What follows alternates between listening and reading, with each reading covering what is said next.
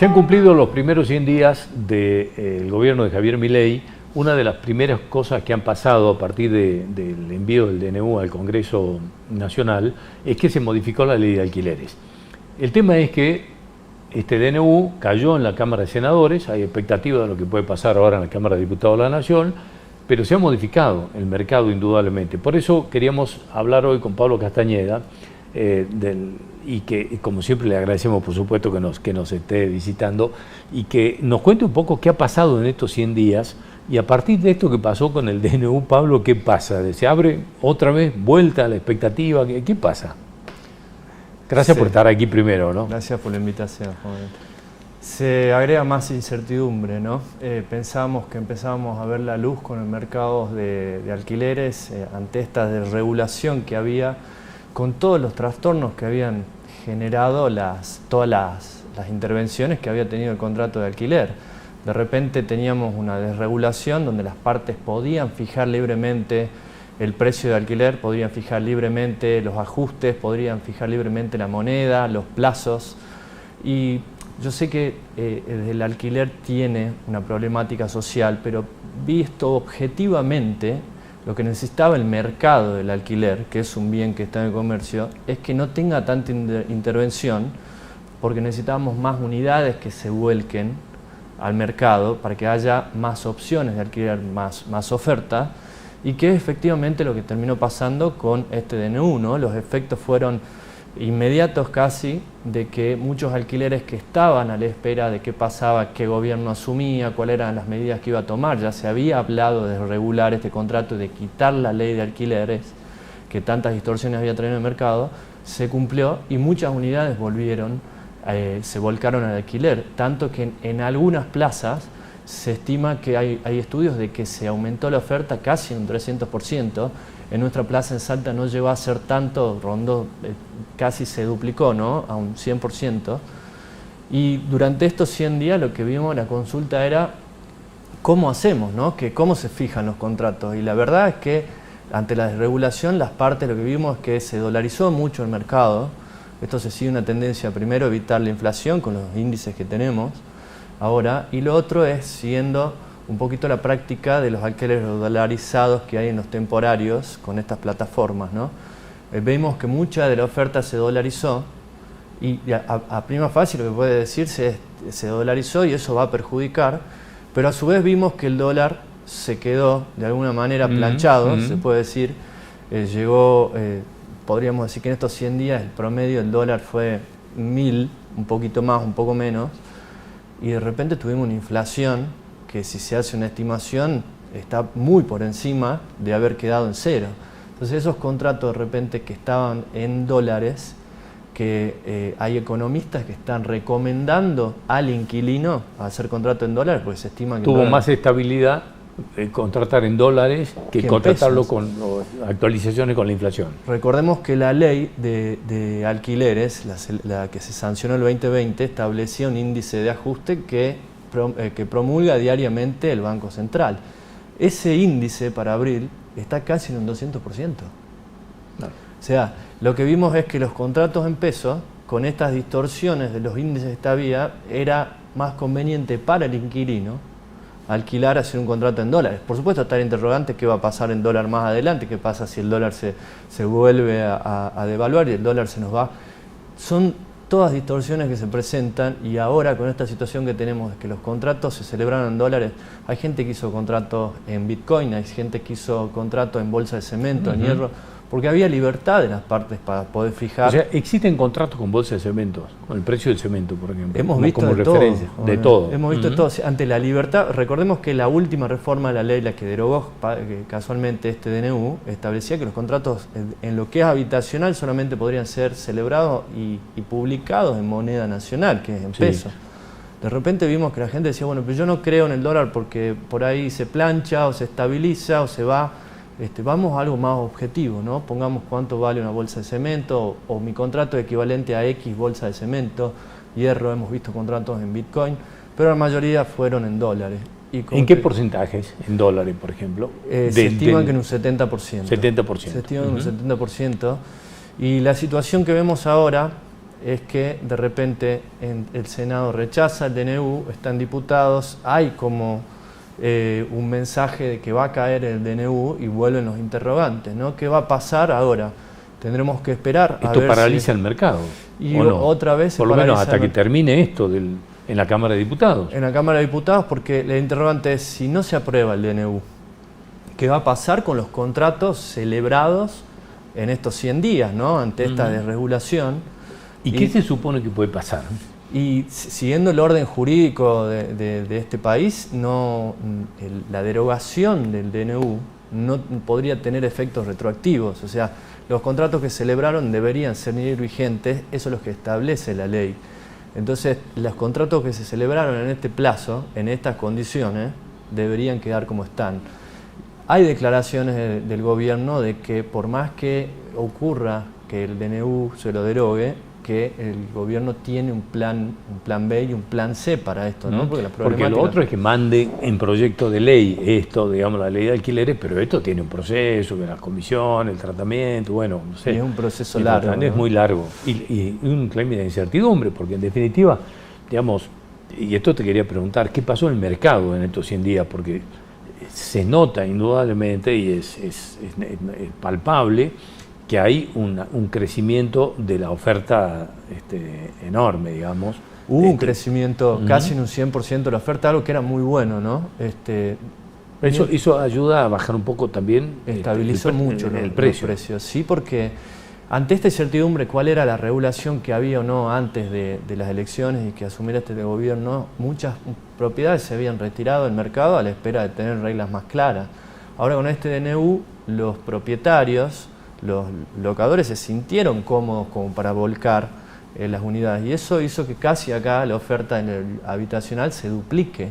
Y si hay más oferta, el mercado en un principio va a tender a mesetarse y si esto continúa, los precios iban a tener que bajar, porque recordemos que veníamos de un mercado donde había muy poca oferta, muy pocas unidades y una demanda altísima, lo que hacía que los precios estén por las nubes.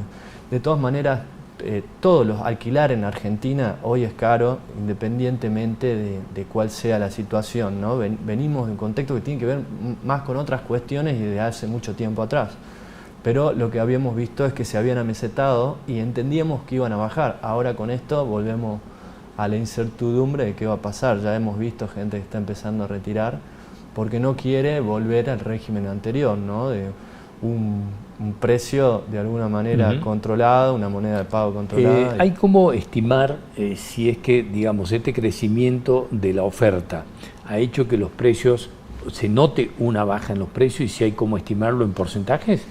No, es difícil estimarlo en porcentajes, lo que vimos es que no siguieron subiendo los precios, o sea, y te estoy hablando en dólares, ¿no? Claro. De repente lo que veíamos es que una unidad que estaba en $200 antes del DNU pasaba a 250, 300, lo que vimos del DNU se mantuvo en 300, no siguió subiendo. Y lo que entendíamos es que si seguían volcándose unidades a la habitacional, el precio iba a bajar, ¿no? Que tiene que bajar un poco porque era un mercado de muy poca oferta con mucha demanda.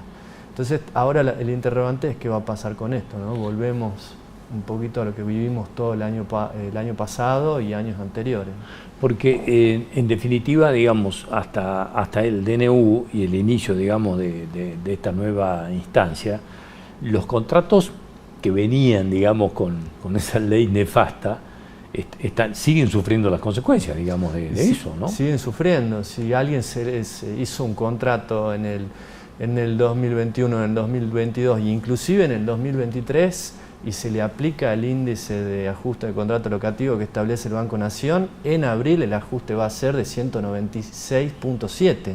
Es un 200%, recordemos que es un ajuste anual, pero es un 200% que un inquilino tiene que pagar. Si su alquiler eran 100.000 pesos, tiene que pagar de un mes a otro 200.000 pesos. Sí. Y sus sueldos no están ni cerca de no han subido, creo que es... en esa proporción, claro. Los sueldos no han subido, aparte lo que vemos es también, ¿no? Hay una baja en el consumo, vemos que mucha gente se está ajustando, los sueldos no están acompañando, entonces entendíamos que los contratos iban a bajar, pero ahora volvemos a lo mismo, ¿no? O sea, si se retrae la cantidad de unidades que están en el habitacional, eso va a hacer que los precios tiendan a la suba. Claro, porque esta es la otra parte, digamos, o la otra pata, que es, aunque haya más oferta, los precios se estabilicen, la gente, digamos, tiene un deterioro en sus ingresos. Entonces esto, digamos, también complica. Sí, para el público se siente que se le encarece,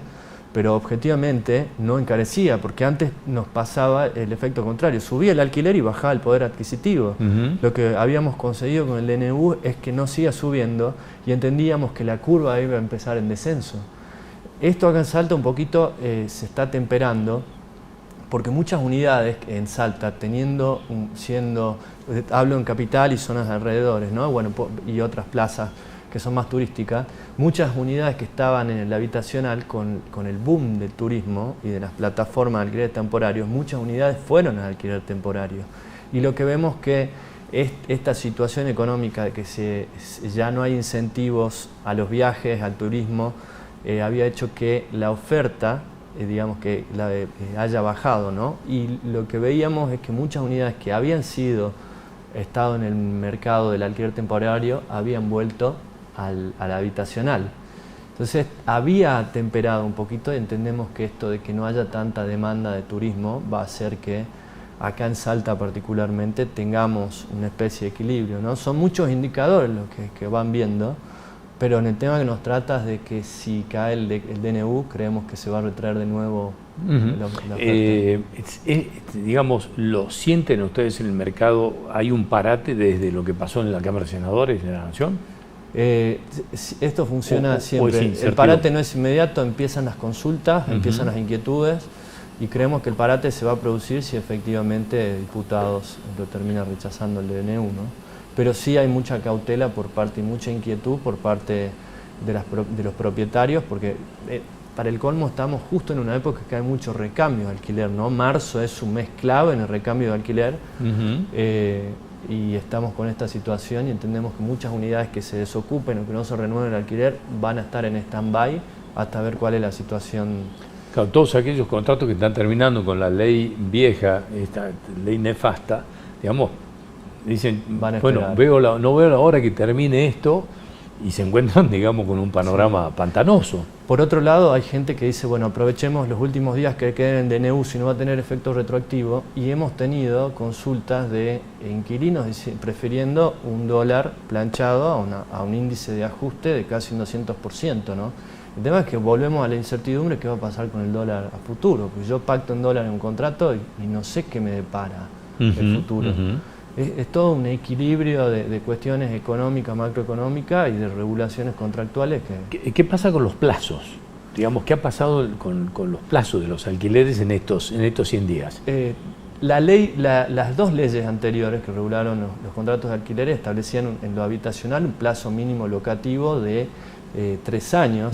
La última había sido de 2 años, pero era un plazo que en la Argentina se volvía muy extenso, porque de repente yo soy un asalariado, veo que mi sueldo no está subiendo, mi poder adquisitivo baja, tengo un índice de inflación, un índice de ajuste de contrato locativo de 200%, había inquilinos que preferían hacer contratos más cortos y no quedar atados a un contrato de 3 años que no sabían cuál iba a ser su situación a futuro, ¿no? Lo que vimos es que de las dos partes se hicieron contratos más cortos, ¿no? Lo usual fue hacer por 1 año y nos sentamos a renegociar cuando llegue el momento y veremos cuáles son las condiciones de mercado en eso. Pero digamos, lo más común en estos 100 días fueron contratos de un año.